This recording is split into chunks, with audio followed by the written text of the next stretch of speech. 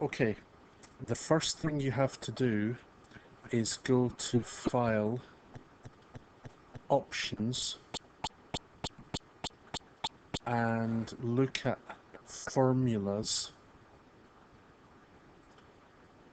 You need to make this bit look like this.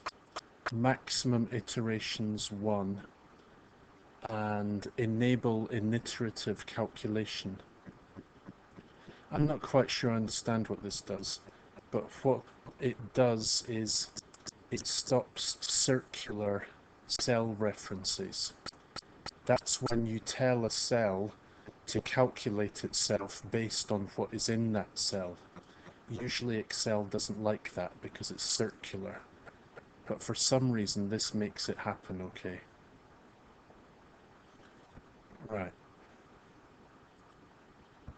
So, on the spreadsheet, when I press F9, so when you get that fixed, it will do this. I'm going to put another number here, which is a constant, that's just 1. And in this cell, I'm going to type equals J4, which is itself, plus H4. And in this cell, I'm going to do equals J5, whoops, plus H5. Now when I press F9,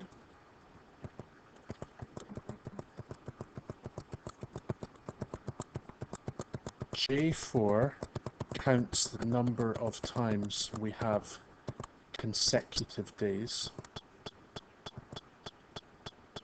You can see that one just increased to 11 because that's got 1, 2. And J5 calculates the total number of trials. So I can just type here equals J4 divided by J5, and I get an experimental probability.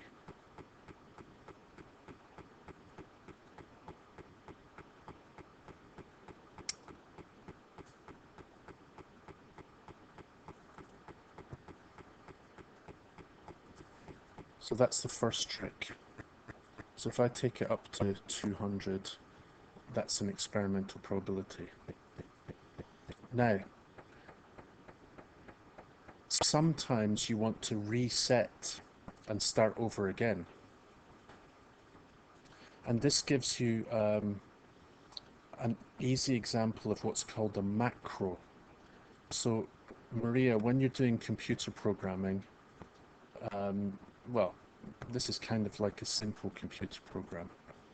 So if I want to reset this and do a new number of trials, I can go to Developer and click on where it says Record Macro, right there.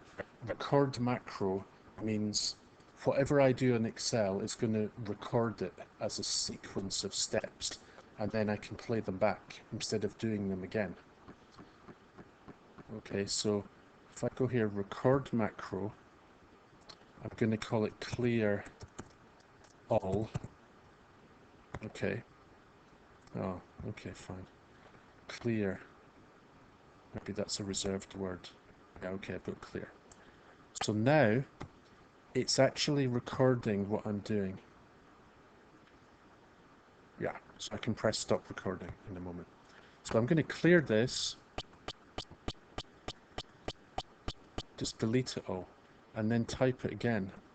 Equals J4 plus H4, and then I can actually drag this down. And then to get the experimental probability equals this divided by this. And I'm done. Stop recording. So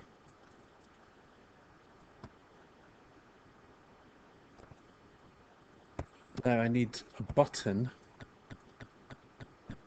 to activate my macro.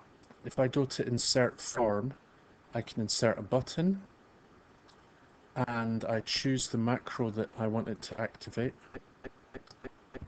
And now, if we're lucky, this will work. Right, did it work? Yes, it did. So when I go up to, let's say, 200 trials, and then I want a new sample, I can just press that, and it's played the macro. And I can actually rename this button, I think, properties. Not that one.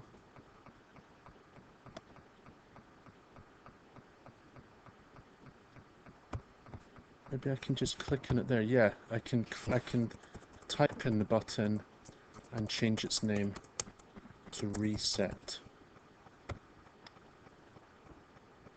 There we go. So that's how you type a simple macro in Excel and then make a button that does it.